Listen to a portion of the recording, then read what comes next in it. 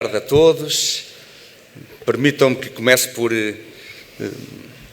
agradecer, saudar na pessoa do desembargador Valdir Florindo mais uma vez o convite para estar aqui, o Presidente da Academia, outros grandes amigos. Já me considero quase da casa tantas as vezes, e estivemos a falar nisso ao almoço, tantas as vezes em que tenho participado nestes eventos. Acho que este é o 9º congresso e eu acho que pelo menos aí uns 4, 5 estive presente. Então já sou um pouquinho um veterano nestes congressos e é sempre uma enorme honra, um privilégio e um prazer também encontrar e reencontrar sempre amigos, fazer novos amigos, porque também estes congressos servem também para isso, para nos irmos reencontrando e, portanto, não poderia faltar este ano e estou aqui para também não vos cansar muito. Sei que o programa já vai no seu final deste primeiro dia, foi pesado, não quero abusar da vossa paciência e iria fazer um pouquinho uma comunicação, talvez meio provocatória, de vez em quando dizendo data vénia, não é? Que o Ministro Mano já me tinha ensinado isso, não sei se ele está agora aqui presente, em outras palestras. Bom, você vai no Brasil e vê mesmo que critique ou que questione, e acho que nós devemos discutir, criticar, questionar, diga sempre data vénia e está bem. E é isso que eu, porventura, hoje iria, sobretudo, deixar algumas questões. O tema é muito complexo e, se calhar, a parte provocatória da minha comunicação, eu ia pedir para colocarem o PowerPoint, o data show que eu tinha, sim. A primeira parte, enfim, o tema começa por este princípio do não retrocesso social. Eu vou dar-vos um pouco a visão do jurista português.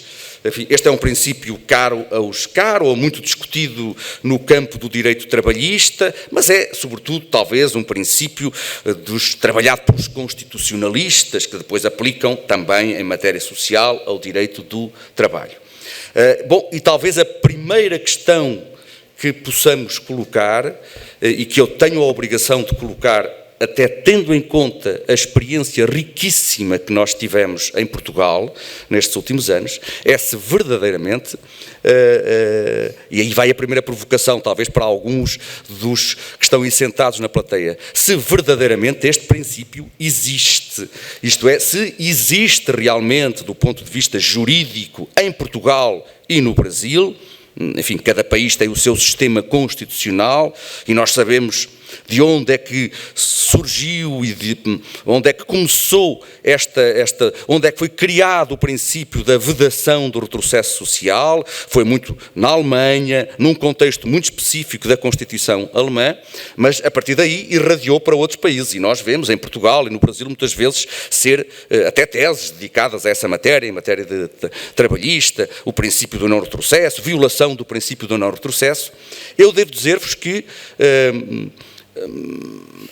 se eu olhar para a experiência portuguesa e aqueles que conhecem o que se passou em Portugal na última década, nos últimos anos, eu diria sobretudo nos anos 2011, 2012, 2013, 2014, enfim, em todos esses anos, saberão que nós vivemos em Portugal uma crise fortíssima, uma crise económica, crise financeira, desequilíbrio orçamental, entrada no país do FMI, do Fundo Monetário Internacional, planos de assistência financeira, austeridade, revisão das leis trabalhistas. Bom, e essa revisão das leis trabalhistas, que começou basicamente em 2011 e que foi feita nesses anos seguintes, até 2014, 2015. Felizmente hoje vivemos um ambiente diferente, a crise foi de algum modo superada, mas nesses 4, 5 anos, acho que Portugal foi um riquíssimo laboratório jurídico, até para nos questionarmos sobre até que ponto é que o princípio do não retrocesso social tinha vigência, tinha força para travar certos retrocessos normativos, porque aquilo que aconteceu em Portugal, enfim, eu não tenho tempo aqui para explicar, mas foi, verdadeiramente, houve uma série de alterações normativas todas elas marcadas por retrocessos em matérias salariais. O caso talvez mais óbvio, que eu refiro aí no slide, teve a ver com a necessidade que o Estado entendeu sentir de cortar, reduzir os salários dos trabalhadores, de todos os servidores do Estado, pelo menos daqueles que oferiam um vencimento, um salário superior a um certo nível mínimo, que nesses anos de 2011, 2012, 2013, viram o seu salário nominal ser reduzido, ser diminuído por atuação do legislador, viram suspenso o pagamento do subsídio de férias, do subsídio de Natal e outras prestações retributivas, em termos que, claramente, poderiam levar a questionar até que ponto é que é legítimo que um direito tão básico e fundamental como o direito à retribuição esteja a ser restringido e que haja um recuo naquilo que é tão vital para os trabalhadores, também para os servidores do Estado, como é o seu salário. E mesmo tirando isso, na parte da lei trabalhista, digamos, do setor privado, também todas as reformas que houve em Portugal, nesses anos, foram marcadas pelo retrocesso. Tínhamos enfim, o legislador suprimiu 4 feriados que existiam em Portugal e que foram excluídos, suprimidos, ou pelo menos suspensos, em nome da necessidade de aumentar a produtividade, e portanto 4 dias em que os trabalhadores normalmente descansariam, mantendo o direito à retribuição, passaram a ter de trabalhar. As férias que eram segundo a lei, variavam entre 22 a 25 dias úteis, passaram para 22 dias úteis, ponto. Deixou de haver férias superiores a isso, do ponto de vista da lei. As compensações por despedimento, por dispensa coletiva, que em Portugal durante muito tempo ascendiam sempre que um trabalhador era atingido por uma dispensa coletiva e perdia o emprego por uma razão económica, ele tinha direito a receber uma compensação correspondente a 1 mês de salário por cada ano de antiguidade que ele tivesse na empresa. Esse era o padrão de cálculo da compensação. Depois da reforma, essa compensação passou para 12 dias de salário por cada ano de antiguidade. A hora extra passou a ser paga com um acréscimo equivalente a metade do que era anteriormente. O acréscimo antes, quem trabalhava ao domingo, por exemplo, tinha direito a um acréscimo salarial de 100%, passou esse acréscimo para 50%, etc, etc. Todas as alterações.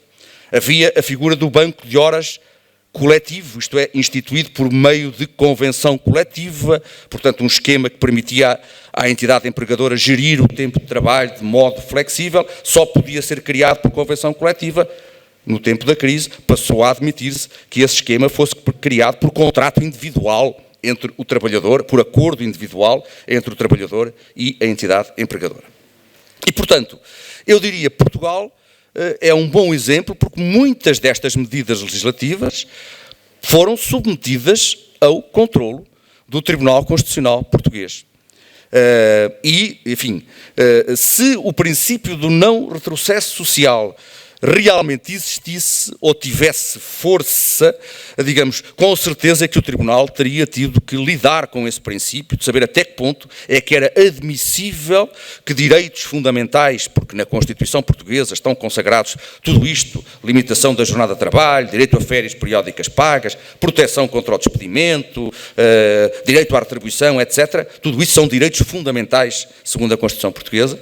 O Tribunal poderia ter manejado, utilizado o princípio do não retrocesso social. Na verdade, é um princípio que em Portugal nos últimos anos tem sido muito questionado, até doutrinalmente, e a jurisprudência do Tribunal Constitucional Português nunca utilizou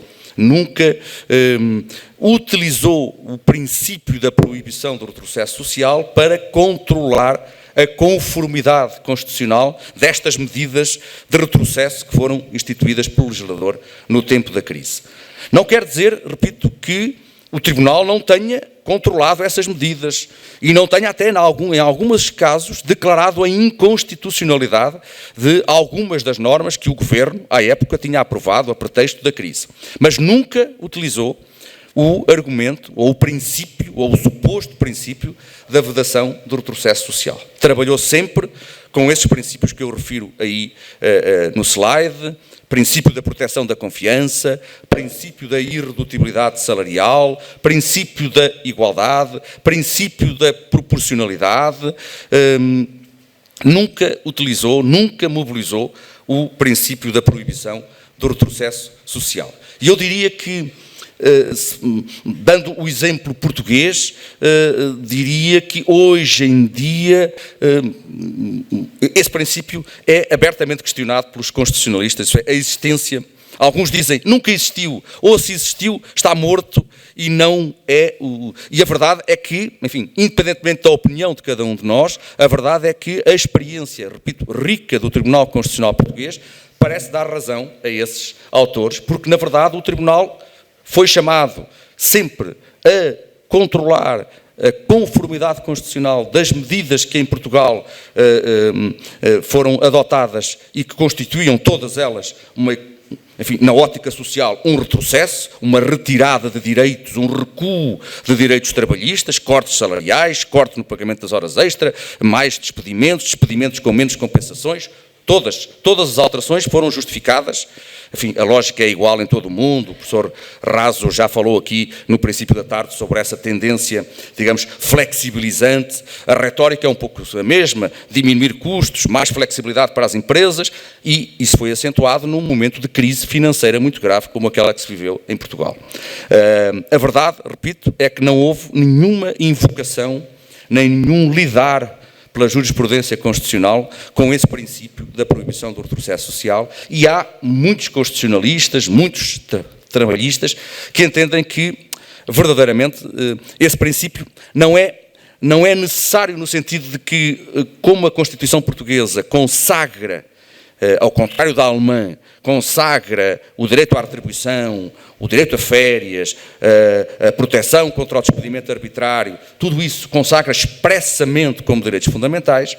O papel, digamos, do controlo dos retrocessos é feito através do jogo do princípio, enfim, da doutrina da restrição de direitos fundamentais. Princípio da proporcionalidade, haver ou não uma justificação razoável e proporcionada para a restrição do direito em causa, princípio da proteção da confiança, princípio da igualdade, e foram esses os utensílios que foram utilizados pelo Tribunal Constitucional Português para, em alguns casos, declarar a inconstitucionalidade de algumas das medidas. Algumas, eu faço ali referência, que é o número dos acórdãos que o Tribunal Constitucional Português proferiu e que podem encontrar disponível online facilmente, sobre esta questão específica, que foi das que maior discussão suscitou, a questão de saber se era legítimo ao Estado legislador reduzir o salário que pagava aos seus trabalhadores, aos seus servidores, se isso não era, digamos, inadmissível, e o Tribunal, em algumas hipóteses permitiu, noutras não permitiu, mas trabalhou sempre com esses princípios da proporcionalidade, da igualdade, da proteção da confiança, nunca mobilizou o tal princípio da proibição do retrocesso social. Portanto, eu diria que a experiência jurisprudencial de Portugal parece confirmar a tese dos autores, designadamente dos constitucionalistas, que criticam muito a existência autónoma do princípio da proibição do retrocesso social e que dizem que isso é algo que foi importado da Alemanha, de um contexto normativo muito diferente, e que em Portugal, porventura também no Brasil, não é necessário, digamos que não é um princípio que tenha autonomia. Se houver restrições aos direitos fundamentais, sociais, a compatibilidade ou a admissibilidade dessas restrições tem que ser controlada através dos princípios constitucionais da proporcionalidade, da igualdade, e não propriamente através de um suposto princípio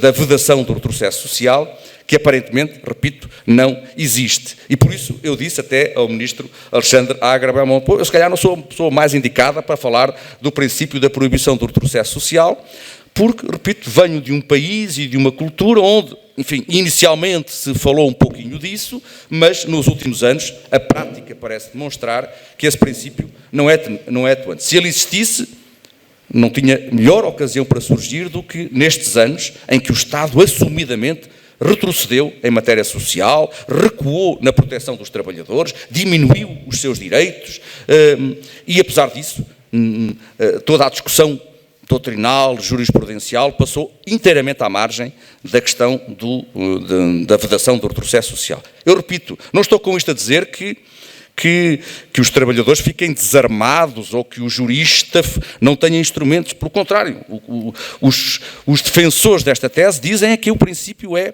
dispensável porque em países como é o Brasil e Portugal, que têm direitos fundamentais sociais expressamente reconhecidos na Constituição, do que se trata é de, sempre que há uma medida lesiva desses direitos que se traduza numa restrição de um direito social, ver, de acordo com os princípios da proporcionalidade, da igualdade, etc., se essa restrição é justificada, é admissível, é necessária, enfim, se respeita os mandamentos do princípio da proporcionalidade e não propriamente invocar para tornar ilegítimo quase automaticamente qualquer recuo o princípio da proibição do retrocesso social. Portanto, diria, primeira provocação, ou pelo menos a demonstração de algum ceticismo da minha parte, hoje, em 2019, em, digamos, ser muito entusiástico em relação a este princípio que a vida e a vida dos tribunais e a vida dos litígios concretos, pelo menos no caso português, parece mostrar que é um princípio que está agonizante e que não foi, repito, minimamente mobilizado, utilizado, quando justamente a situação mais o justificaria. Portanto, eu não vou falar muito dessa vedação do retrocesso social, limito-me a dizer que é um princípio cuja existência é muitíssimo discutível hoje em dia, pelo menos em Portugal, mas claro, o tema da minha palestra tinha um pouco a ver com a OIT, e já foi aqui assinalado pelo desembargador Valdir, e enfim, hoje por vários dos oradores, estamos num ano histórico, não é? O centenário da OIT, 100 anos. E eu talvez fosse centrar-me um pouco na declaração que foi aprovada precisamente este ano, na reunião da Conferência da OIT, 21 de junho de 2019, a declaração do centenário da OIT para o futuro do trabalho, porque penso que, digamos, independentemente das opções ideológicas de cada um de nós, se somos de extrema ou de média esquerda, ou de extrema ou de média direita, julgo que todos os que lidam com o direito do trabalho talvez pudessem ou devessem encontrar nesta declaração uma espécie de denominador comum, algo que nos una a todos. Sabemos que o direito do trabalho é um direito onde o peso das ideologias, das mundividências é óbvio e há divisões fortes e sempre houve, vai continuar a haver, mas eu diria talvez esta declaração, um século depois, possa ser ou pudesse ser o tal denominador comum em que todos estivéssemos de acordo. E divergíssemos em muita outra coisa, mas todos estivéssemos de acordo.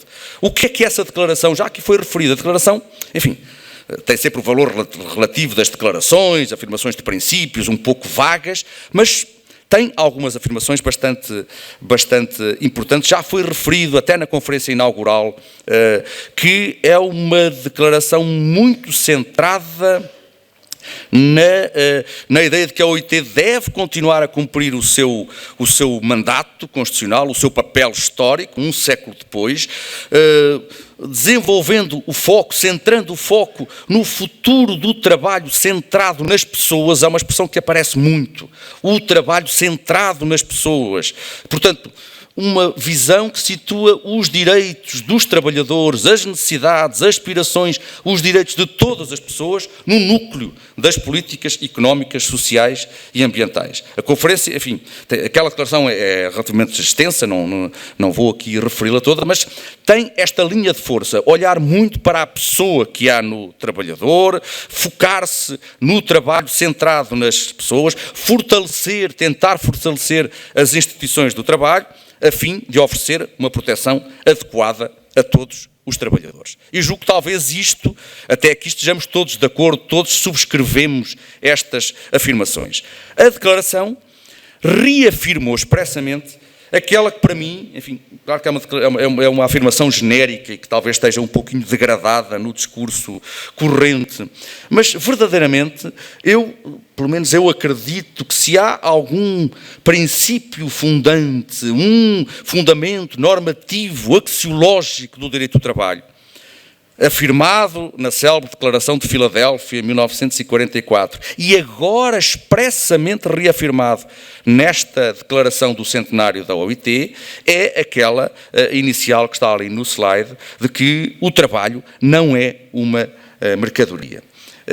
Isto pode ser visto como uma fórmula vazia, não é? Mas verdadeiramente esta ideia de que o trabalho não é mercadoria, de que o trabalho é o trabalhador, é a pessoa humana que presta o trabalho e que, portanto, que se for...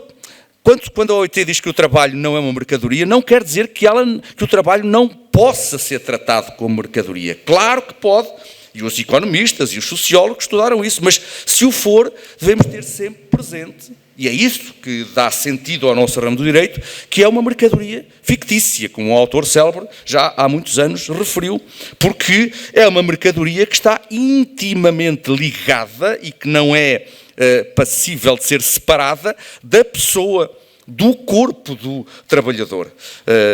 Aqui, esta mercadoria, força de trabalho, que nós muitas vezes utilizamos a expressão, é a pessoa do trabalhador, as suas energias, o seu corpo. Aliás, muitas discussões também meio filosóficas sobre qual é o objeto, verdadeiramente, o que é que está no objeto do contrato de trabalho. E já foi hoje aqui também citado o professor Alain Soupiot, francês, que justamente diz, não, verdadeiramente os juristas gostam de dizer que é a pessoa do trabalhador, ou melhor, que é uma prestação de atividade que está intimamente ligada à pessoa do trabalhador. Mas ele diz, bom, devemos ir mais longe, verdadeiramente, no objeto do contrato de trabalho está o corpo do trabalhador, porque não há trabalho destacável do corpo do trabalhador, somos sempre nós, pessoas, também o nosso corpo, que está envolvido profundamente na execução do contrato de trabalho. E, portanto, se é assim, e se o direito do trabalho se construiu muito com base nesta ideia, o trabalho não é uma mercadoria, não deve ser visto como uma mercadoria, não deve ser tratado como uma mercadoria, claro, nós então saltamos para a questão justamente do papel do direito do trabalho, salvaguardar a dignidade da pessoa, de quem trabalha em moldes assalariados, quem trabalha em regime de dependência.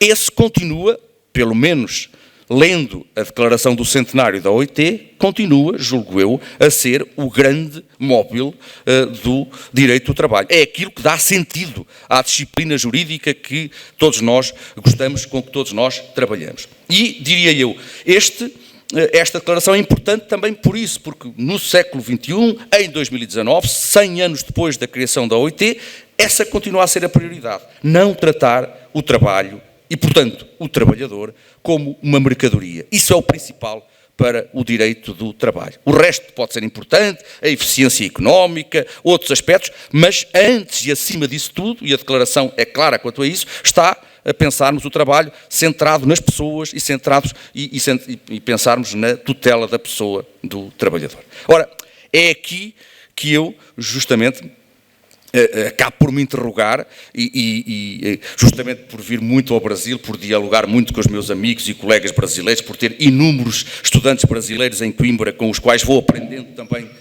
com a experiência do Brasil, julgo que isso é que nos deve mover, independentemente das opções de cada um, saber se realmente estamos a respeitar, com estas reformas sucessivas que tem havido no direito do trabalho, que são necessárias, portanto, também já foi dito aqui por outros oradores, acho que não há ninguém que negue que é preciso modernizar o direito do trabalho, adaptar as normas às novas realidades, enfim, o mundo mudou muito, as formas de trabalhar também, enfim, nos últimos anos de forma brutal, e, portanto, uma concepção imobilista está completamente condenada.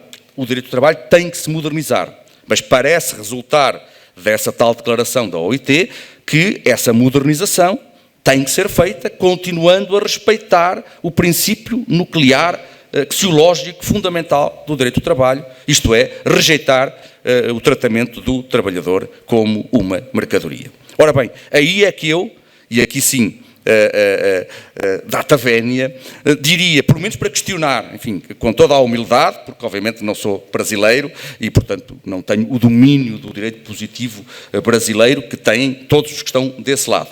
Mas posso dar-vos a visão do jurista português que percorre a legislação, que analisa alguns dos aspectos das reformas que vai havendo aí ao longo, por todo o mundo, no caso no Brasil, e aquelas dúvidas ou as perplexidades que por vezes me surgem. O trabalho, diz-se, não é uma mercadoria. Isso devia guiar-nos a todos. A pergunta que eu coloco é, não é mesmo uma mercadoria? Se levarmos a sério essa expressão, eu, percorrendo alguns aspectos da reforma trabalhista brasileira, pelo menos fico com dúvidas. Claro, vou estar atento até amanhã, há vários destes pontos que eu vou referir que vão ser tratados, com certeza, por quem sabe disto bem, e se calhar vou ficar mais esclarecido.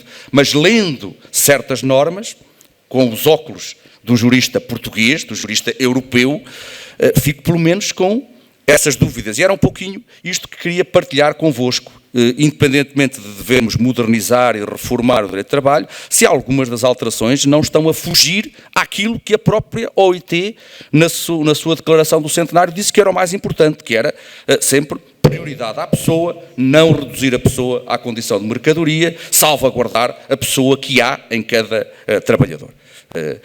É célebre aquela expressão do jurista italiano, o trabalho, ele disse, não existe, o que existe são pessoas que trabalham, e isso é o que faz o direito do trabalho e o que dá sentido a este ramo do direito.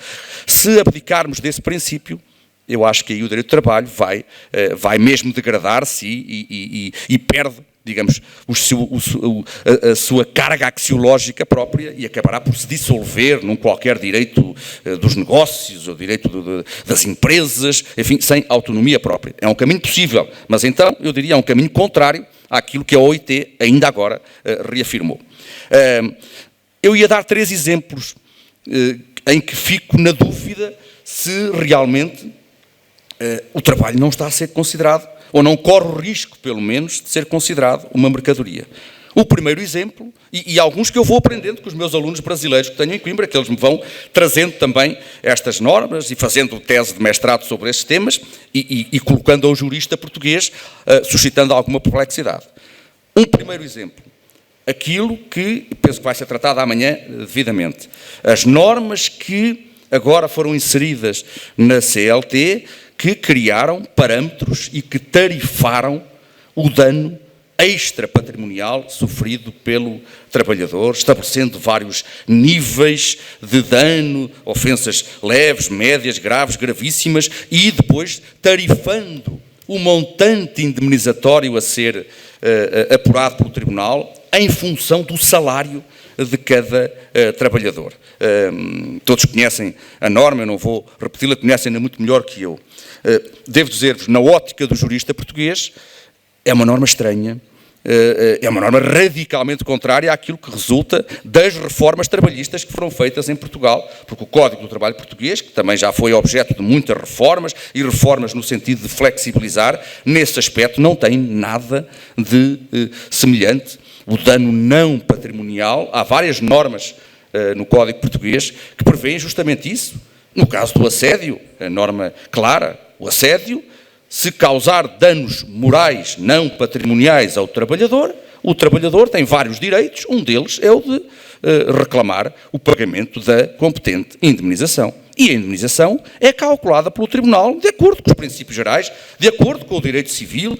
Não há tarifas, não há aqui parâmetros, ainda por cima, para quantificar um dano que é não patrimonial e ainda por cima quantificando em função do salário do trabalhador, o que dá a entender que o trabalhador com um salário mais reduzido terá danos não patrimoniais também necessariamente mais reduzidos. Aí está, repito, em Portugal, afastamos-nos disso em matéria de assédio, em matéria de consequências do despedimento ilícito, a lei portuguesa também estabelece, o empregador que despeça ilicitamente o trabalhador responde pelos danos causados pelo seu ato ilícito, nos termos gerais da responsabilidade civil. Despediu ilicitamente, cometeu um ato ilícito, causou um dano na parte que foi afetada pelo despedimento, um dano não patrimonial, pois o trabalhador, se provar esse dano, o tribunal fixa o quantitativo da indemnização nos termos gerais de direito, portanto, aplicando as normas do Código Civil, sem qualquer tipo de parametrização. E outros exemplos do género. Aí está um dos casos em que eu diria, pelo menos deixa a dúvida ou a provocação, será que este tipo de abordagem não acaba por ser justamente por se converter numa certa mercadorização do trabalhador, em nome seguramente de exigências de previsibilidade e de segurança jurídica, vamos tabelar os danos não patrimoniais, criar limites e fazê-los oscilar em função do salário do trabalhador?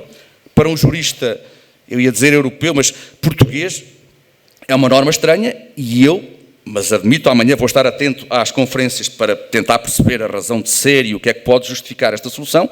Eu diria, à primeira vista, talvez com a ingenuidade dos ignorantes, que é uma norma que se arrisca a fazer o contrário daquilo que a OIT pretende, porque dizer que o trabalho não é uma mercadoria não é uma fórmula vazia, tem que ter conteúdo. E eu receio que tratar assim a pessoa do trabalhador que sofre um dano não patrimonial, tarifando o montante que lhe pode ser pago, corre o risco, pelo menos pode ser acusado, de estar a traduzir uma visão mercantilista da relação de trabalho e sim a converter o trabalhador numa mercadoria, o que é contrário ao valor básico da OIT, reafirmado agora em 2019. Mais uma ou duas provocações, perdoem-me. Outra figura que também me suscita dúvidas do mesmo tipo, não quanto à figura em si, o contrato de trabalho intermitente, todos conhecem também, repito, melhor do que eu, com certeza, que esta foi uma das grandes novidades da reforma trabalhista brasileira, é uma figura também regulada no Código Português e em vários países europeus, insere-se nesse movimento de flexibilização do direito do trabalho, criação de contratos um pouco atípicos, contratos de trabalho um pouco diferentes daquele contrato standard, tradicional, que era o dominante há uns anos atrás e que hoje está a ser cuja predominância hoje está a ser muito questionada. Mas, enfim, mesmo que se admita esse contrato, e eu não estou a contestar a sua existência, depois é preciso ter, diria eu, se quisermos levar a sério a ideia de que o trabalho não é uma mercadoria, é preciso ter alguma cautela no modo como esse contrato é regulado pelo legislador. E aí, para um jurista português que conhece o regime do Código do Trabalho português, comparando com o regime brasileiro, há de facto um universo de diferenças enormes a separá-lo.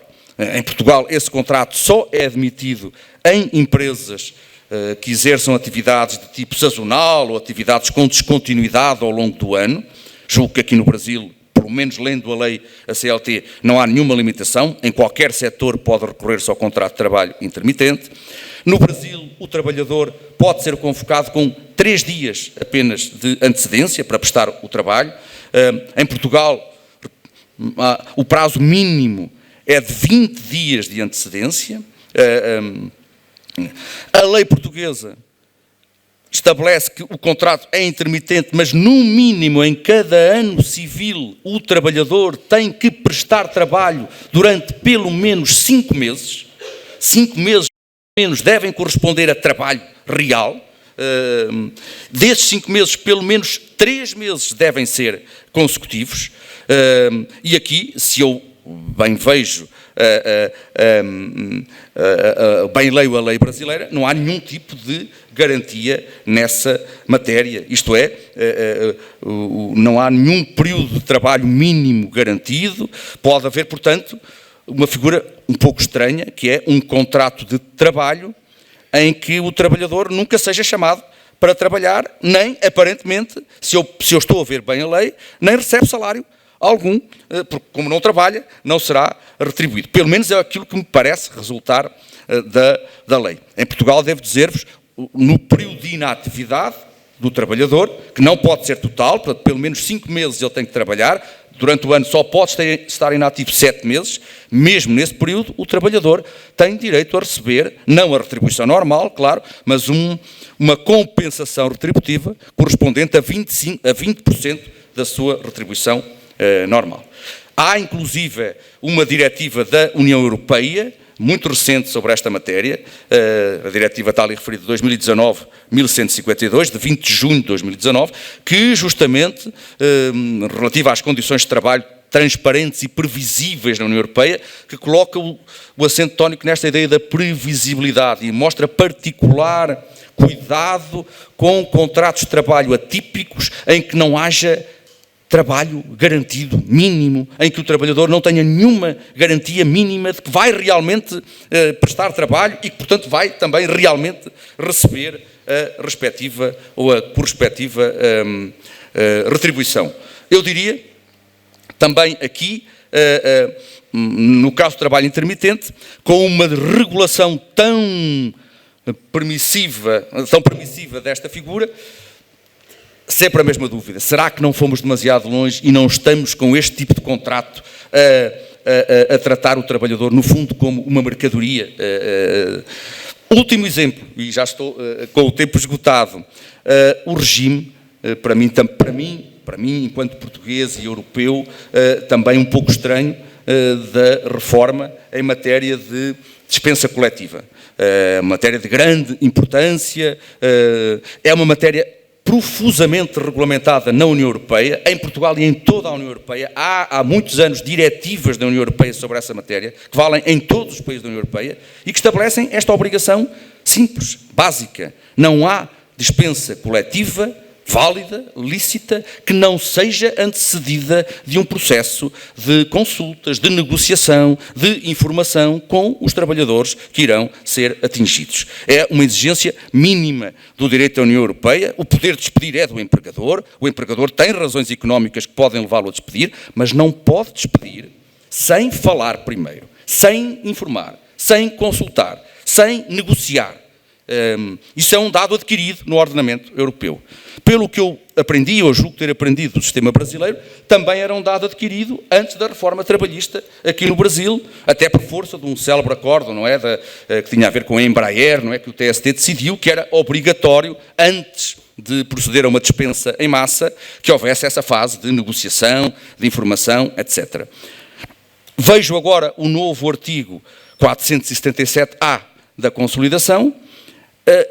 Não sei bem como é que ele está a ser interpretado, mas fico com a sensação que pode haver uma leitura segundo a qual o artigo o que quis dizer foi que o empregador pode proceder a dispensas coletivas sem qualquer tipo de negociação ou de informação, desde que pague lá a multa, não é, do FGTS e que nada mais seria necessário. Sei que há doutrina contrária, li há pouco tempo um texto magnífico do professor Renato Rua a dizer que não, que de acordo com as regras da boa-fé, do direito civil, que é sempre necessário anteceder essa decisão de uma comunicação, de uma fase de informações e de consultas.